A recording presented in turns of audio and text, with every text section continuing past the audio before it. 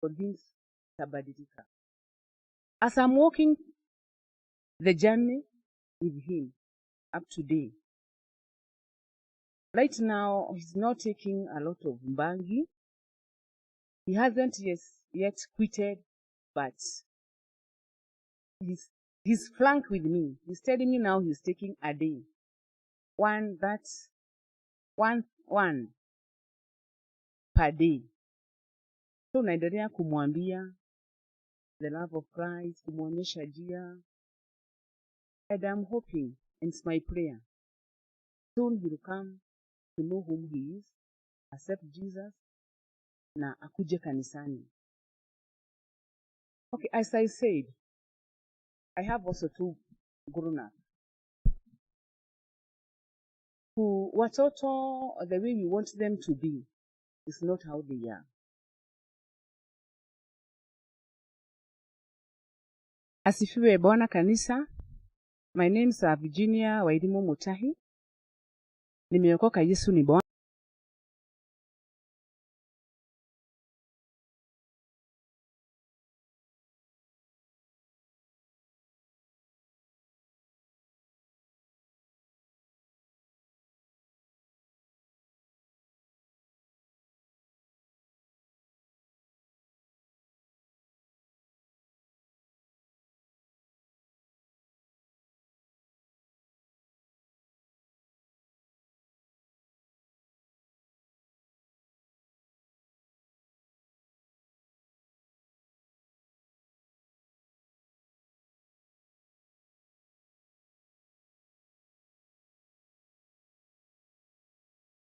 Ameanza kurealize who he is now and where he's going and where he is heading.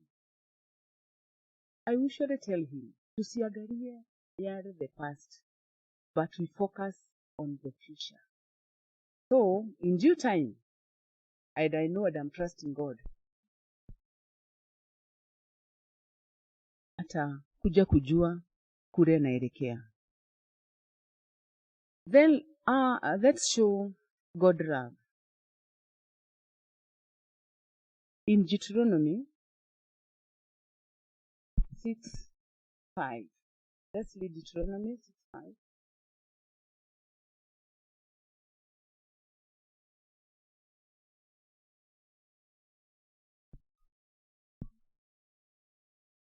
It says,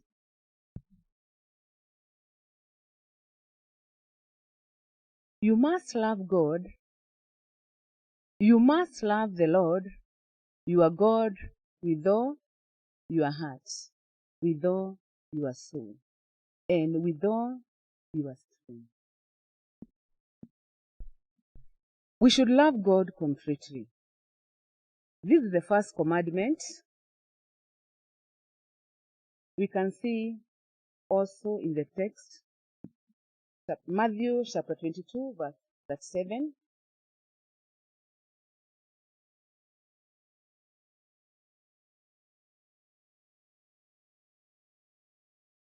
Matthew 22, verse 7.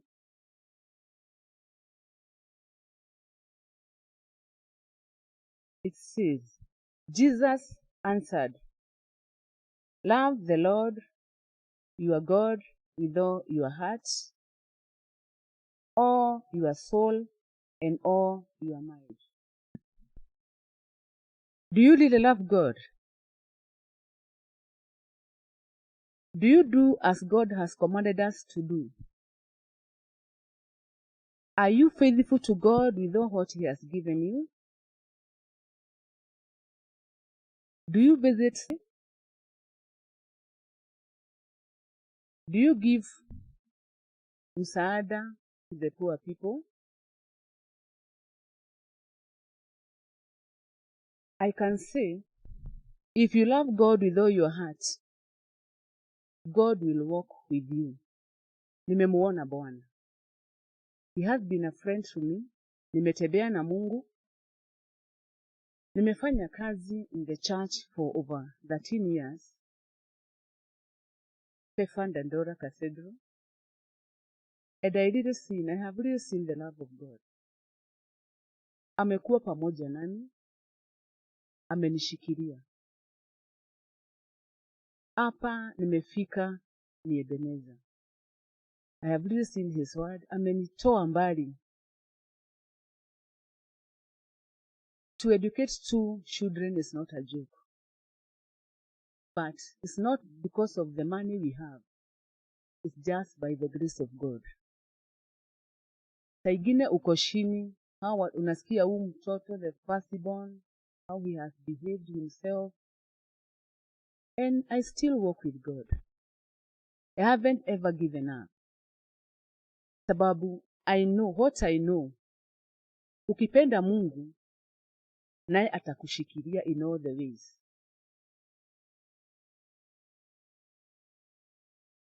Mara mingi niko chini, but yeye anishikilia mkono, ananionyesha njia.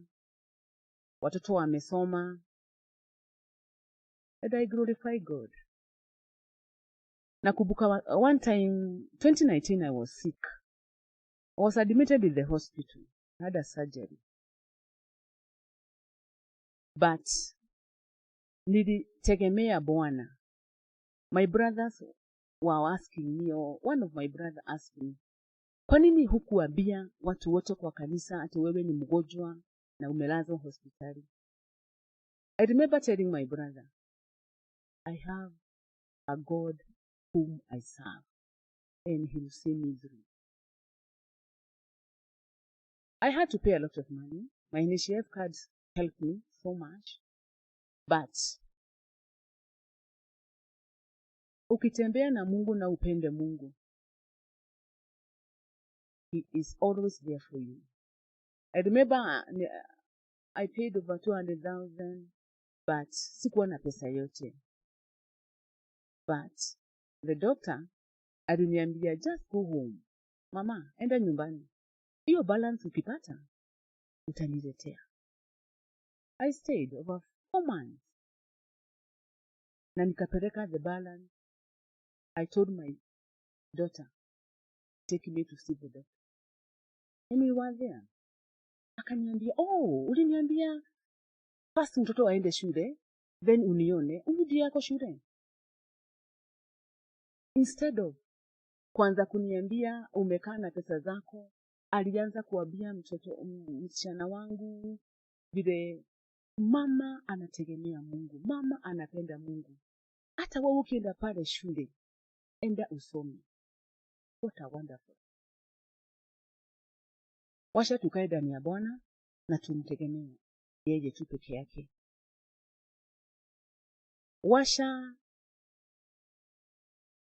to love God and we love others. Let's see Matthew 22 verse 39. 22:39. It says, and the second command is like the first. Love your neighbor the same as you love God.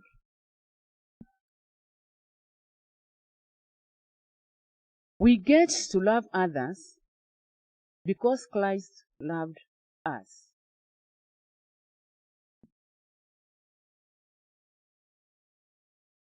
Let's see John 13.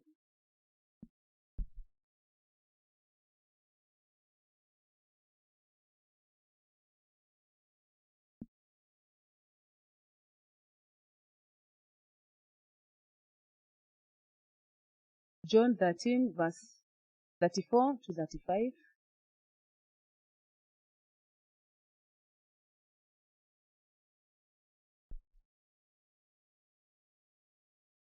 I give you a new command.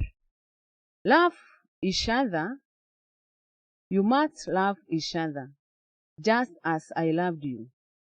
All people will know that you are my followers, if you love each other. We should accept people without judging them, hate the sin, and love people.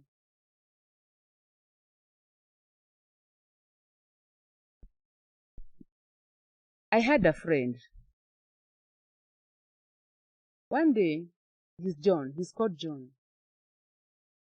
Nilikuwa naelekea nyumbani kitoka job. Huyu kijana nilikuwa namjua akifanya kazi ya mjengo, ni alikuwa anajulikana in that area kujenga. So one day nikitoka kazini nilipata John kwa barabara.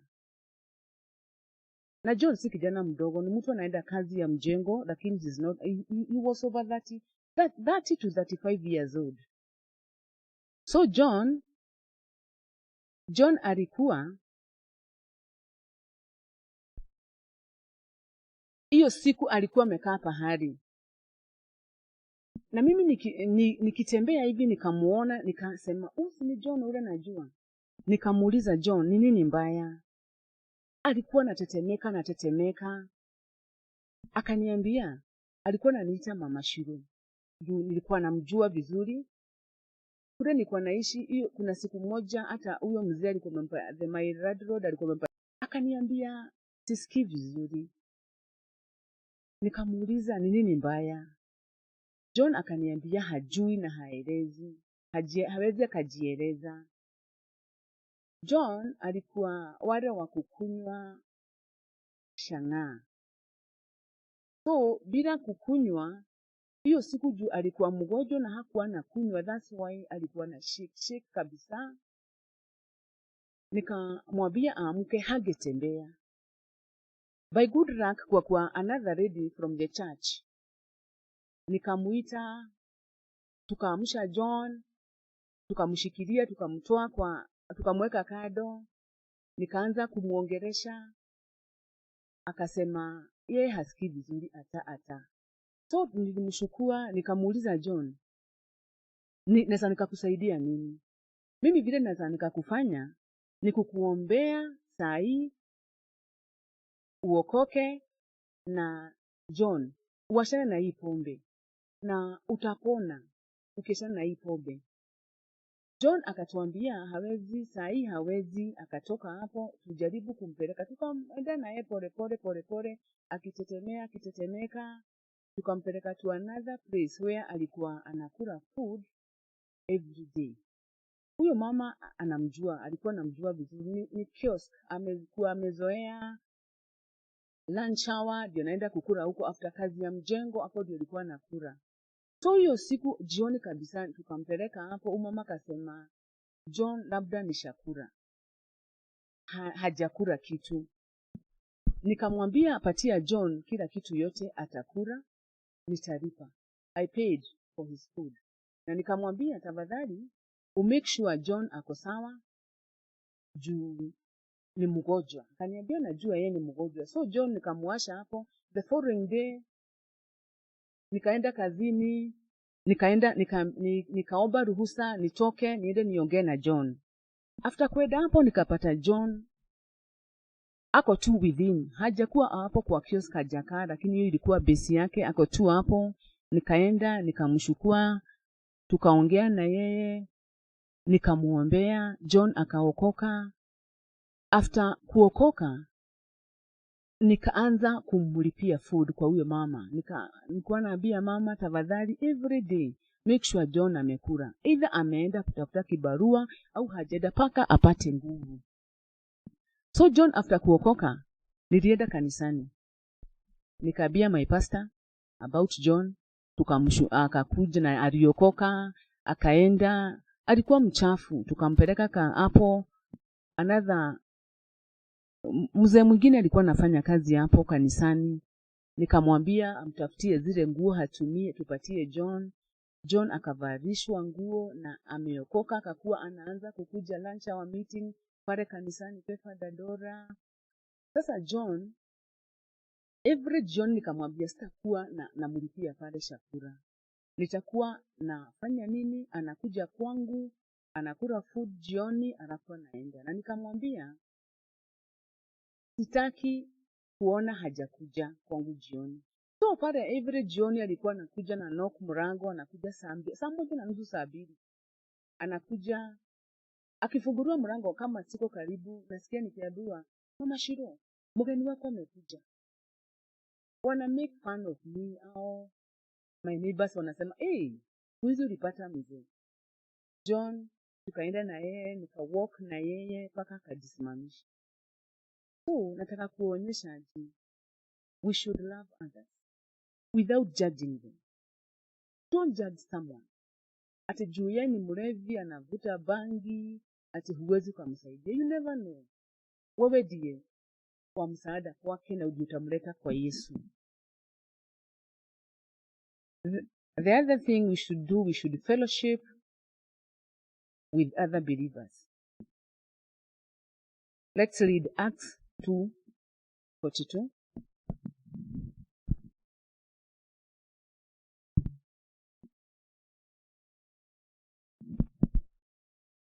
It says, the believers spent their time listening to the teaching of the apostles. They shared everything with each other. They ate together and prayed together. We should fellowship with other believers. Fellowship with other believers can help us in our Christian walk and to grow in our faith. The relationship we make in small groups help us to grow in faith and gain much wisdom.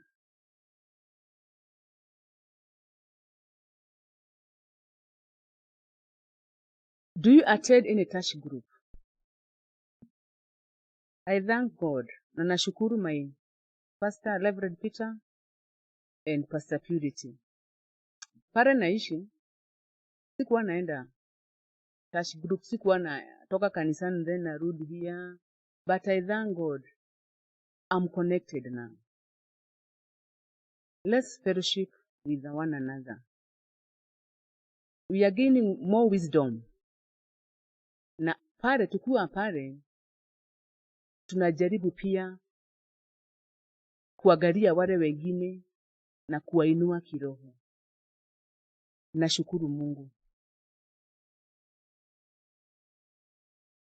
As I conclude, let's read Matthew 23, verse 11.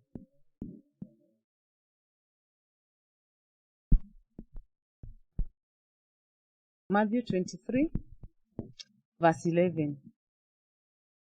Whoever serves you like a servant is the greatest among you.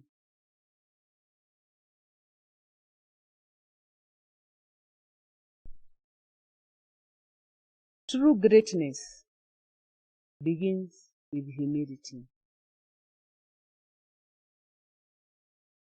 Let us go out there, the youth, the people, all people, youth, all people, watoto, be it watoto, be it watu wakubwa, people are suffering. And they are crying, and they are calling for our help. Me and you. Bartimaeus is crying for help outside there. As we can see in Mark 10, verse 47. Let us win the lost soul or new souls. You are called to winning the souls.